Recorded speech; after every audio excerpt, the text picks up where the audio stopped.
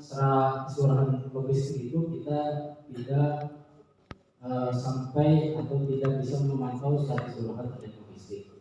Tetapi di bagian disabilitas, terus bagian proses-prosesnya kita hampir semuanya bisa memantau di bagian masing-masing TPS yang teman-teman pantau semuanya.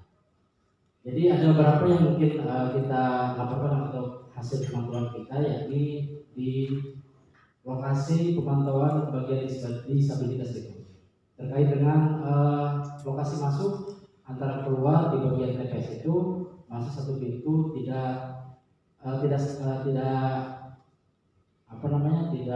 rapi. Jadi antara masuk dan keluarnya masih satu pintu.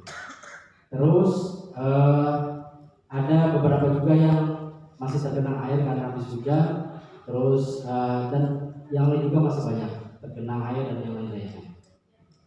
Tapi secara keseluruhan dari laporan teman-teman itu, saya pribadi mungkin bisa dianggap rapi pemantauan kita di Kabupaten Bogor. Jadi mungkin dari teman-teman ada yang menambahkan.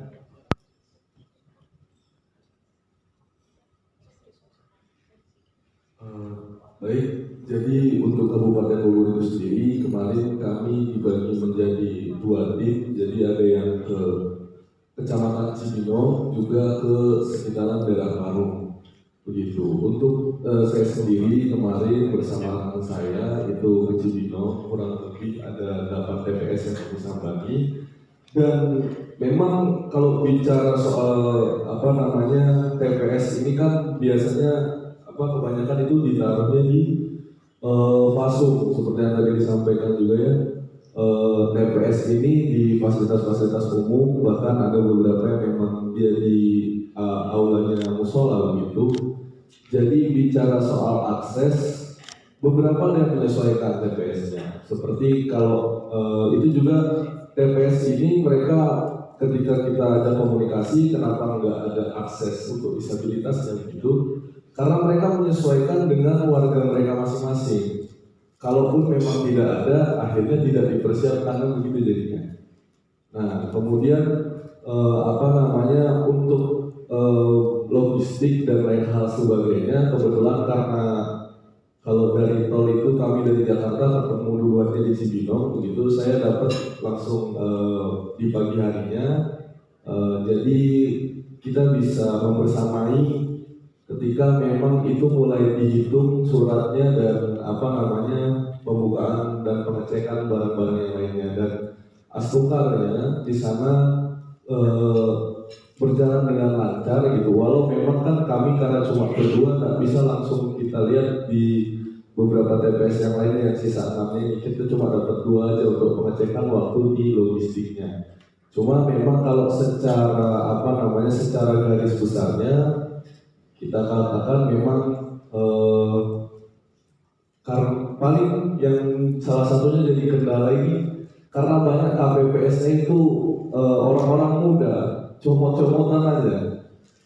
Nah, sedangkan untuk beberapa lagi ketua KPPS-nya atau beberapa anggotanya yang lain itu sudah senior, akhirnya kadang tidak sinkron antara KPPS-nya gitu, satu sama lain ya tidak sinkron.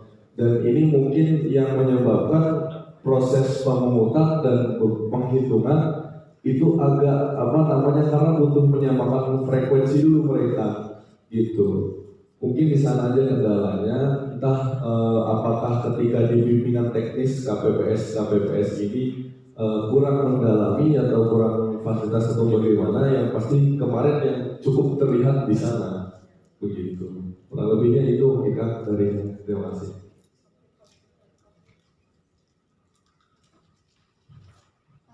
Sedikit menambahkan di Kecamatan Kemang TPS 028 pada saat proses penghitungan suara terjadi ada sedikit kendala karena sebelumnya proses pemungutan suara ada masyarakat yang salah masukkan kotak suara, maka dari itu setelah seharusnya perhitungan suara kelas presiden itu DPR RI, maka dari itu salahnya itu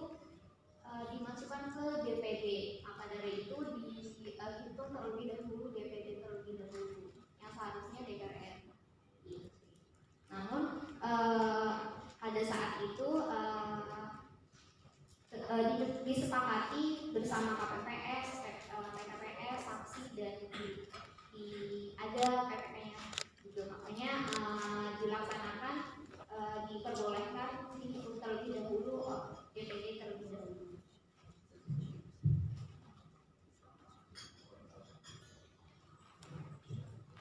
Baik, mungkin tadi itu udah sebuah laporannya.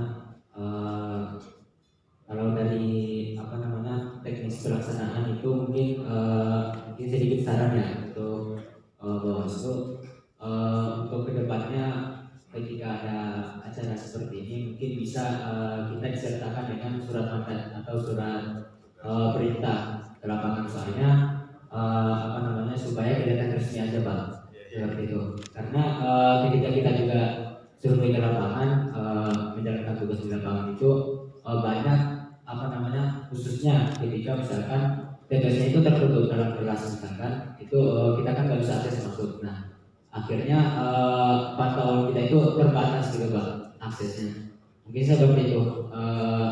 Sekian dari saya.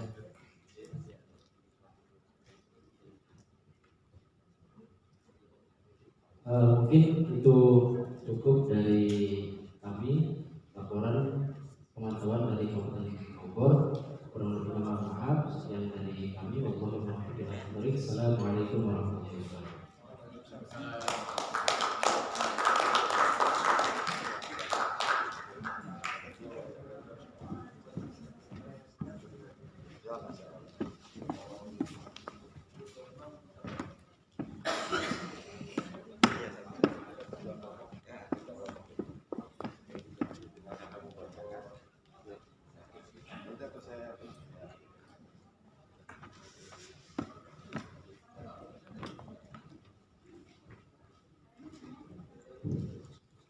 Sekali lagi kita berikan applause untuk Kabupaten Bogor yang catatannya memang ada yang berbeda soal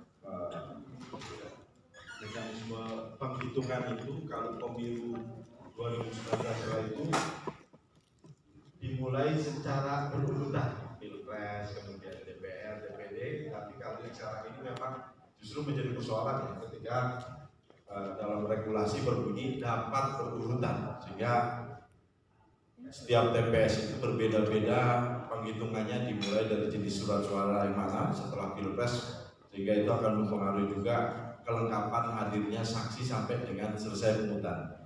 Baik, kita sekali lagi applause untuk Kabupaten Bogor, dan kita berikan juga kesempatan dari Kota Depok ya. Ini terakhir sebagai penutup, karena setelah ini kita akan bersiap konferensi dan itu sudah ada draftnya. Tapi nanti kita berikan kesempatan Kota Depok, baru sedikit kita bahas secara teknis konferensinya. Pada Kota Depok dipersilahkan dengan waktu yang sama 10 menit.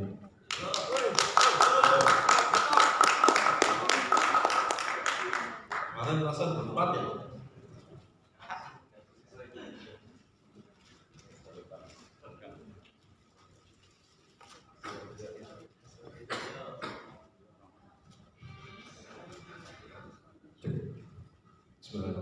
Assalamualaikum warahmatullahi wabarakatuh.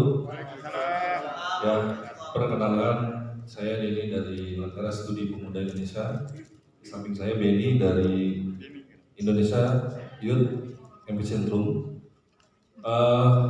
Ada beberapa hal terkait pemantauan kami di Depok. Setidaknya kami berkoordinasi dengan teman-teman Panwascam atau Panwas Kota. Itu setidaknya ada 4 isu yang kita coba terjemahkan atau kita coba pantau pada hari H pemilihan atau pencoblosan. Yang pertama itu terjadi di TPS 01 Tirtajaya Depok Sukmajaya. Itu kekurangan surat suara presiden dan wakil presiden. Itu bahkan terjadi di pagi hari. Itu sekitar jam 9.30. Tetapi dengan adanya koordinasi dari PTPS dan teman-teman penyelenggara di TPS, akhirnya terpenuhi juga kuota untuk pemilihan presiden dan wakil presiden. Yang kedua, terjadi juga di TPS 46 Sukmajaya terkait kurangnya surat suara DPR RI. Logistik, terkait logistik juga ini. Nah, yang ketiga, kita memantau juga di TPS 119 Lembah Nirmala Cimanggis, sama surat suara habis DPR RI juga terkait logistik. Nah, terakhir kita memantau di TPS 02 Tapos, itu sama juga terkait surat suara DPR RI habis.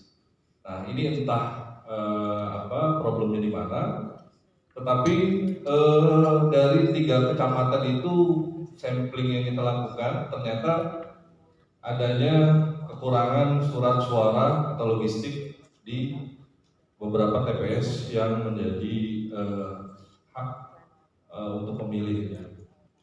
Itu satu. Nah, ada juga yang kita perhatikan adalah reklame-reklame yang berbayar itu masih saja dipampang caleg-caleg. Saya lihat sih masih caleg-caleg di beberapa jalan Margonda dan jalan-jalan besar Depok. Harusnya bukan hanya hari tenang, itu di hari-hari itu masih ada. Nah, ini menjadi problem gitu. Artinya entah nggak tahu peraturannya, apakah reklame berbayar itu bisa misalnya dihapuskan atau gimana, atau memang dia berbayar sampai waktu tertentu gitu. Mungkin itu. Dan terakhir waktu kami ke Tapos itu masih juga ada beberapa stiker-stiker yang menuju ke jalan TPS salah satu paslon. Nah, itu yang menurut kami ada bukan upaya sih, mungkin tidak belum bersihnya gitu ya sampai ke jalur-jalur TPS. Mungkin penambahan dari kawan kami dari ini.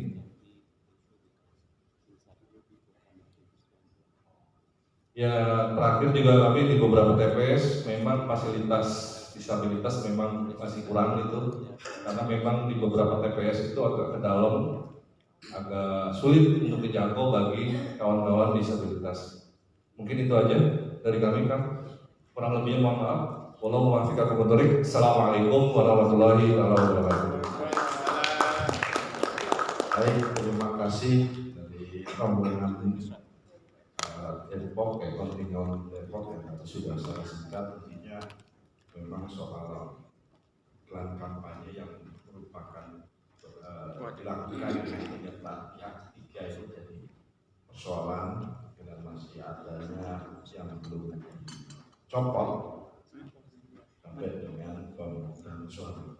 Baik Bapak Ibu sekalian, kita semua sudah menyelesaikan evaluasi dan laporan dari hasil pemantauan kita di semua titik ya pada tanggal 14 Februari 2024. Kita berikan aplaus dan tepuk tangan untuk kita semua. Dengan demikian sesi acara penyampaian dan evaluasi dari hasil pemantauan yang dilakukan oleh kawan-kawan pemantau yang hadir di acara konsolidasi pemantau pemilu 2024 ini dianggap cukup dan selesai. Dan saya sebagai fasilitator mohon maaf bila ada kekurangan, namun sebelum ditutup itu nanti akan kita lakukan proses konferensi pers terkait hasil pemantauan kita bersama. Nanti secara teknis kita dapat mohonkan perwakilan satu dari kontingen yang kemudian bisa berdiri nanti mewakili, apakah nanti yang juru bicara yang tadi itu sebagai ketua kelompok kepala suku hadir. Dan dengan demikian paling tidak ada 9 atau 8 kepala suku dan yang akan tampil di depan mendampingi sekaligus disepakati. Ini dipersilakan siapa yang akan membacakan pernyataan konferensi persnya ini, naskah pembacaan konferensi persnya. Silakan nanti berembuk saja atau mau ditunjuk aja. Ini suaranya harus jangan seperti saya. Kalau saya ngebas nggak jelas suaranya kan, nggak enak di telinga gitu kan. Siapa kiranya berkenan untuk sebagai pembaca naskah konferensi pers kita bersama?